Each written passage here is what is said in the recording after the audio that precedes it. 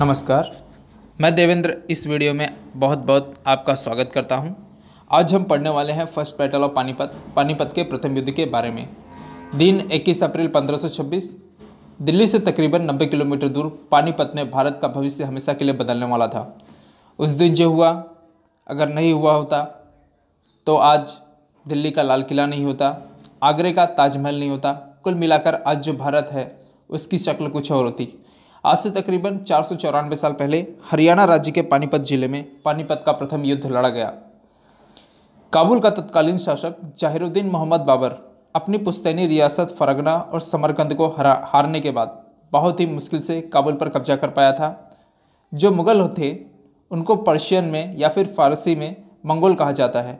मुग़लों में जो अलग अलग मुख्तलिफ डायनेस्टीज़ थी, मुख्तलिफ का मतलब होता है अलग अलग, अनेक प्रकार की या फिर भिन्न भिन्न। तो अलग अलग जो पावर सेंटर्स थे उनमें पावर स्ट्रगल चल रहा था और बाबर भी एक मुग़ल प्रिंस था। बाबर 11 साल की उम्र में फरगना का प्रिंस बना। पिता की डेथ के बाद वह फरगना का राजा बनता है at the age of 13। Fergana एक छोटा सा किंगडम था जो कि उज्बेकिस्तान में पड़ता है। जब उसने किंगडम को टेक ओवर किया, उसके जो कजिन्स थे, अंकल्स थे, उसको निकालने की कोशिश किए। अगले 20 सालों में वह 3 बार फरगना और समरकंद को जीतकर उसे ऑक्युपाई करता है और लगातार 3 बार वो हारता भी है और हार कर उसे बाहर भी निकाला जाता है। जैसे कि एक बार जीता तो फिर वो हार भी गया, फिर जीता हार गया, फिर जीता हार गया, इस तरह से। तो तकरीबन 1504 में उसने उसी बीच काबुल पर कब्जा कर लिया। जब वह फरगना समरकंद को जीत और हार रहा था, उसी बीच उसने काबुल पर भी आक्रमण किया और आक्रमण करके काबुल को अपने कब्जे में ले लिया और यहीं से उसे रुकने या टिकने की जगह मिल गई और यहीं से बाबर की आकांक्षाएं भारत की ओर बढ़ने लगी। और उस वक्त दिल्ली की गद्दी पर इब्राहिम लोदी बैठा हुआ था। यह लोदी वंश का तीसरा शासक था। इब्राहिम लोदी के एक भाई हुआ करते थे जिनका नाम था सिकंदर लोदी। सिकंदर लोदी महत्वाकांक्षा रखते थे, वह चाहते थे कि वह सुल्तान बने। इस वजह से उन्होंने राजपूतों से संधि की और जब सिकंदर लोदी के अगेंस्ट में इब्राहिम लोदी ने एक्शन लिया तो सिकंदर लोदी दिल्ली से भागकर राजपूताना चले गए। ऐसा बताया जाता है कि सिकंदर लोदी और उनके कुछ दोस्त जो इब्राहिम लोदी के खिलाफ थे, जो इब्राहिम लोदी को तख्त से हटाना चाहते थे, दिल्ली को अपने कब्जे में लेना चाहते थे, उन सभी लोगों ने बाबर को न्योता दिया हिंदुस्तान में आने के लिए। इसके अलावा दौलत खान लोदी और आलम खान भी थे जिन्होंने बाबर को इनवाइट किया। दौलत खान लोदी कौन थे? ये दौलत खान लोदी जो थे ये लाहौर के गवर्नर थे इब्राहिम लोदी के अंडर में ही। लेकिन इब्राहिम लोदी क्या करते हैं, दौलत खान लोदी के बेटे दिलावर खान लोदी को मार देते हैं, जिसके कारण दौलत खान लोदी एक बदले की भावना में रहते हैं। और आलम खान जो हैं वह इब्राहिम लोदी के चाचा होते हैं, मीन्स इब्राहिम लोदी के पिताजी के भाई होते हैं। तो इस हिसाब से वह सोचते हैं कि इब्राहिम लोदी और सिकंदर लोदी से मैं बड़ा हूँ और दिल्ली सल्तनत की गद्दी पर सबसे ज़्यादा हक मेरा है। लेकिन गद्दी ना पाने के कारण वह भी इब्राहिम लोदी से ईर्ष्या करता है।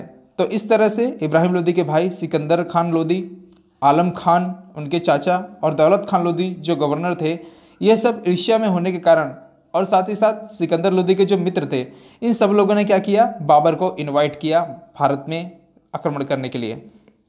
बाबर ने काबुल पर कब्जा तो कर लिया था, बट काबुल वैसी जगह नहीं थी जिससे वह संतुष्ट रह सके। और जब 1523 में न्योता आता है भारत में आने के लिए, उसके पास बुलावा आता है सिकंदर लोदी, आलम खान और जो दौलत खान लोदी होते हैं, तो बाबर समझ चुका था कि भारत में घुसने का यही सही मौका है या फिर सही मौका आ चुका है।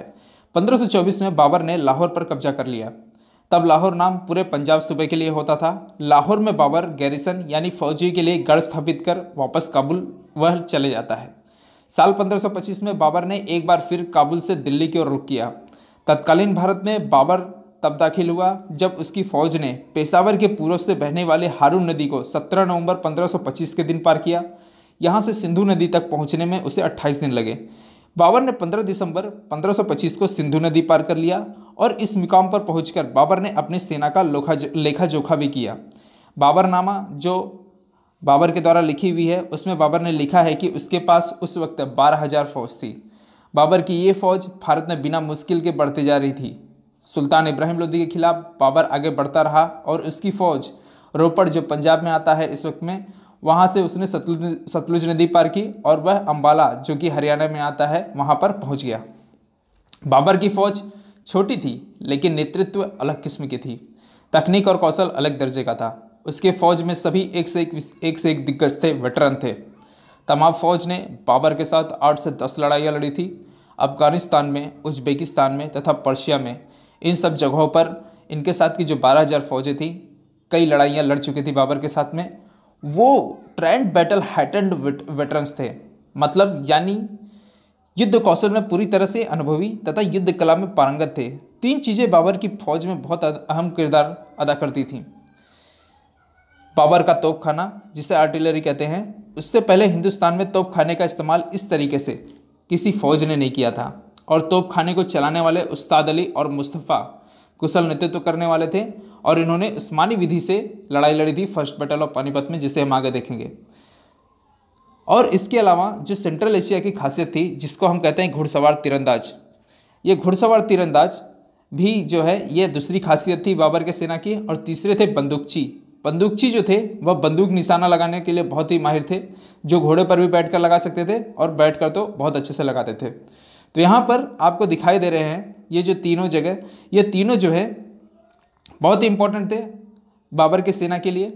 ये तीनों जो है बहुत ही बढ़िया थे। तो आगे चलते हैं। सरसवा से आगे बढ़ने के साथ बाबर की फौज ने आसपास के गांव वालों से बड़ी संख्या में बैलगाड़ियां खरीदना शुरू कर दी।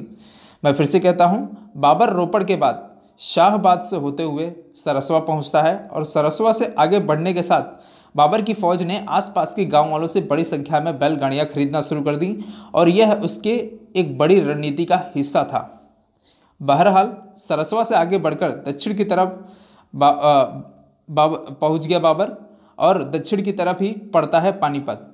सरसवा के दक्षिण में ही पड़ता है पानीपत। तो 1 अप्रैल 1526 को बाबर पंजाब को पार करते हुए पानीपत में उत्तर की तरफ एक गंदा नाला है, उसी के पास आज भी एक बाबरपुर नाम का गांव स्थित है, वहां पर उसने अपनी छावनी बसाई थी। और तभी बाबर के पास उड़ती उड़ती यह खबर आई उसके गुप्तचरों के द्वारा कि इब्राहिम लोदी के पास तकरीबन 1 लाख फौज है, हाथी है, घुड़सवार है। और बाबर ने अपने सिपा सलारों से और दूसरे साथियों से मंत्रणा की या विचार विमर्श किया, और फिर यह तय कर पाया कि बाबर जो है इब्राहिम लोदी का मुकाबला यहीं पानीपत के मैदान में करेगा।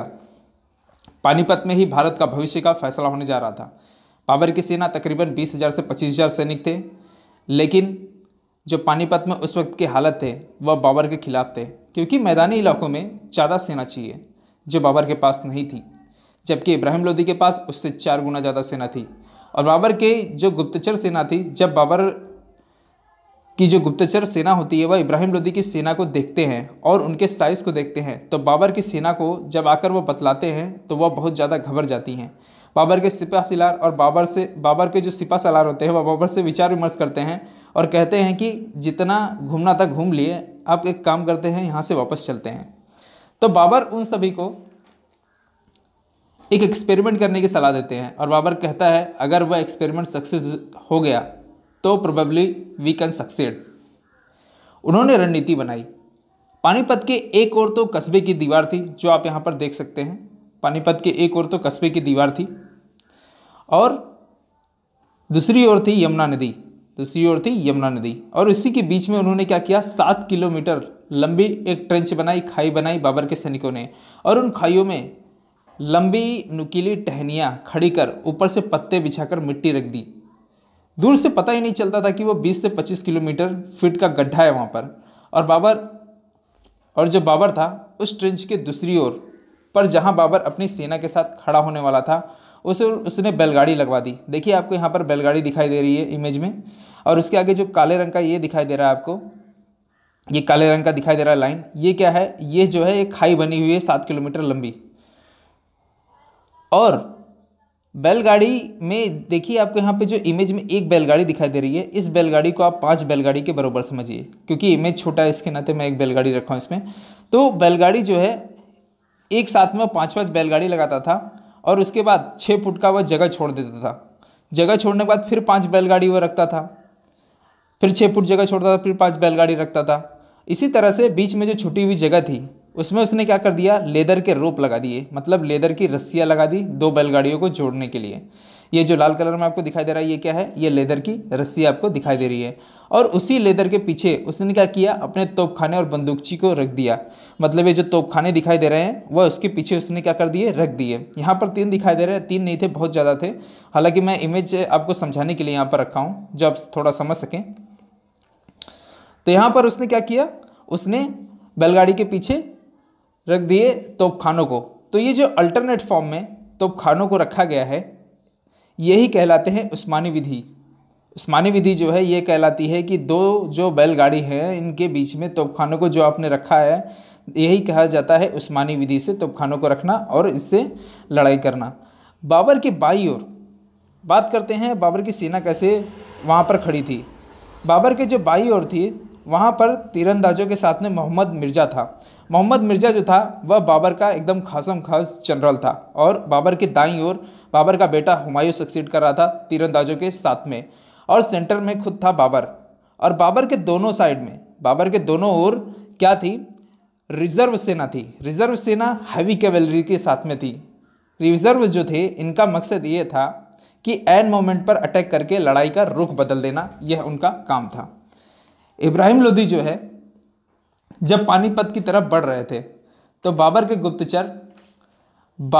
गुप्तचर जो थे वह बाबर को बराबर खबर दे रहे थे कि इब्राहिम लोदी की सेना किस तरफ जा रही है। एक बड़ी विशाल नुमा फौज, बहुत सारे हाथी, भारी बंदूकें धीरे धीरे चलती आ रहे थे। इब्राहिम लोदी की जो सेनाएं थी उसमें 20,000 लोदी की सेनाएं थी, 10,000 किसी दूसरे के, 10,000 दूसरे के जो उनके गवर्नर से उन सब से लिया गया था। मीन सब अलग अलग जगह की सेनाएं थी और कभी इकट्ठा ट्रेनिंग भी नहीं की थी, कोई डिसिप्लिन नहीं था। और लोदी की सेना तो एक मेले की तरह टाइप थी, जैसे मेले में लोग घूमने जाते हैं उस तरह। तो वो एक आर्मी की तरह नहीं थी, जैसे मेले में लोग घूमने आते हैं उस तरह से वो लोग चले आ रहे थे। अब बात करते हैं आगे। बहरहाल 12 अप्रैल 1526 को काबुल से बाबर की चली सेना तथा लोदी की सेना पानीपत में खेमाबंदी कर चुकी थी। यह साफ हो चुका था कि भारत के भविष्य का फैसला अब पानीपत में ही होगा। बाबर जल्दी में था क्योंकि भारत में बाबर एक हमलावर के तरह था। दूसरी तरफ लोदी खेमा लगाकर बाबर का इंतजार कर रहा था। थक हार कर बाबर जो था उसको पहल करना पड़ा, क्योंकि जो खेमाबंदी हुई थी, खेमाबंदी लगाते हुए 7 दिन हो गए थे, 8 दिन हो गए थे। तो इस हिसाब से बाबर जो था बार बार क्या कहते हैं एग्जाइटी होते जा रहा था, उत्सुक होते जा रहा था, जिसकी वजह से उससे रहा नहीं जा रहा था। और इसी कारण वो थक हार कर क्या करता है, बाबर को पहल करना पड़ता है। बाबर क्या करता है, 19 अप्रैल 1526 को बाबर ने क्या किया, लोदी के खेमे पर बहुत बड़ा रेड लॉन्च किया, हमला करवाया। उसमें करीब 4,000 लोग शामिल हुए बाबर की ओर से। सुबह करीब 4 बजे इन लोगों ने क्या किया, हमला किया। तब तक लोदी के अफगानिस जो थे उन्होंने क्या किया, बाबर के सैनिकों को देख लिया। और जो लोदी की सेना थी उन लोगों ने भी अटैक कर दिया, जिससे कारण बाबर के सैनिकों को कैजुअलिटी में भागना पड़ा, आकस्मिक भागना पड़ा वहाँ से। जिससे कारण जो है लोदी की सेना खुश हो गई कि अगर हम लोग इनको मारकर भगा दिए तो बाबर के पूरी सेना को हम लोग यहाँ से हरा कर भगा देंगे। लेकिन उन लोगों ने बाबर के तरकीब को नहीं समझा। उसमें बाबर का मकसद पूरा हो गया, यह सोचकर कि जो लड़ाई इतने दिन तक रुकी हुई थी वह लड़ाई अब हो जाएगी। क्योंकि उन लोगों के मन में एक विश्वास पैदा करवा दिया बाबर ने 4,000 अपने सैनिकों को वहाँ से रेड करवा के भगवा कर कि ये सब डरपोक हैं, ये सब लड़ नहीं पाएंगे, जीत नहीं पाएंगे। जिसके कारण क्या होता है, लोदी के लोग तैयार हो जाते हैं अटैकी के लिए। अब 31 अप्रैल 1526 को सुबह तड़के भोर को इब्राहिम लोदी ने कूच किया और उसकी योजना साफ थी, जो आगे आए उसे मार दो। इब्राहिम लोदी की सेना में सबसे आगे हाथी वाली सेना थी और उसके पीछे घुड़सवार और पैदल सेना थी। लोदी की टैक्टिक्स बड़ी आसान थी, हाथी से सामने वालों की टैक्टिक्स को ब्रेक करो, उसकी जो रणनीति है उसे ब्रेक करो और पीछे की जो सेना है वह सबको फिर मार देगी। तकरीबन 8:30 बजे से 9 बजे के बीच में हाथियों से लोदी ने जैसे ही अटैक करना शुरू किया तो मुगलों ने बीच में खाई बनाकर फूल पत्तियों तथा मिट्टी से उसे ढका था, जिसमें हाथी और घोड़े लोदी के गिरने शुरू हो गए, जिससे खाई के अंदर की नुकीली टहनियाँ हाथी और घोड़े के पेट में घुस जाती थी और लोदी की सेना को समझ ही नहीं आ रहा था कि ये क्या हो रहा है। और जब डिच हाथी घोड़ों की लाश से पट गई तो तोपखाने और बंदूक से लैस बाबर की सेना जो थी उन लोगों ने क्या किया, फायर बोला। हाथी के जो कान होते हैं वह बहुत ही सेंसिटिव होते हैं, जिसके कारण तोप और बंदूकों की आवाज़ सुनकर वह अपनी सेना की ओर घूम जाती हैं और अपने ही सेनाओं को मारना शुरू कर देती है। और जब दुश्मन हड़बड़ाकर पीछे हटता तो हुमायूं और जो मोहम्मद मिर्जा के साथ में जो बंदूकची और तीरंदाज थे उन लोगों ने क्या कर दिया, घेर लिया इब्राहिम लोदी की सेना को। आप यहाँ पर देख रहे हैं, देखिए यहाँ पर क्या था, हुमायूं की सेना थी जो बंदूक और तीरंदाजी के साथ में इब्राहिम लोदी की सेना को यहाँ से घेर रही है, और ये मोहम्मद मिर्जा की सेना है जो यहाँ से क्या कर रही है, यहाँ से घेर रही है। और ये लोग पीछे से घेर कर इनके ऊपर अटैक करते, तो यहाँ और जो ये अटैक कर रहे हैं यहाँ से घेर कर पीछे साइड में, इसी को कहते हैं तुलुगमा युद्ध नीति। आप याद रखिए, इसी को कहते हैं तुलुगमा युद्ध नीति। और दुश्मन को क्या लग रहा था कि हम पीछे हट रहे हैं तो भी पीछे से भी हमला हो रहा है, और आगे से तो हमला तोप और गोले से हो ही रहा है, तो पीछे से तीरंदाज तीर मारकर लोगों को खत्म कर दे रहे थे और आगे से तोप और बंदूक चल रहे थे। रणभूमि में हालात ऐसे बने कि लोदी ने अपने पिछले खेमे को आगे आने का इंतजार ही नहीं किया और 5000 घुड़सवारों के साथ मुगलों से भिड़ गए। पानीपत की जो पहली लड़ाई थी वह नाजुक मोड़ पर थी, और इसी के साथ भारत का इतिहास और भविष्य भी। बाबर ने अपनी पूरी ताकत झोंक दी थी। बाबर अगर 21 अप्रैल 1526 को पीछे हटने का फैसला कर लेता तो आज भारत में जो ताजमहल है, लाल किला है, वह शायद न होता। अकबर का इतिहास जो आया है आगे, वह शायद इतिहास के पन्नों में कभी जिक्र ना होता उसका। बट इब्राहिम लोदी ने जल्दी कर दी थी। कुछ ही देर बाद सुल्तान इब्राहिम का सर बाबर के सामने पेश हुआ। उसका धड़ खून और मिट्टी से सनी हुई मिली और उसकी शाही हुकूमत की निशानी वाला ताज अलग पड़ा हुआ था।